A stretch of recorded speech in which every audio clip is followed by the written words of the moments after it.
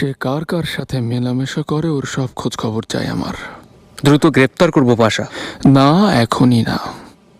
এখন গ্রেফতার করবে না, নজরদারি চালাবে। কার ইশারায় কাজ করে তাকে খুঁজে বের করতে হবে। বুঝেছি পাশা।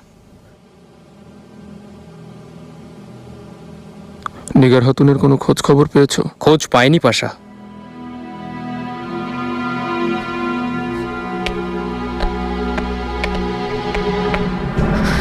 কিভাবে এই কাজ করলো? আম্মার শোক না কাটতেই পুরো হেরেম দখল করে নিয়েছে। পারলে আমাদেরও বলে কামরা খালি করো। সুলতানা, আপনি কি যা আপনাকে জানাবেন না? অসম্ভব।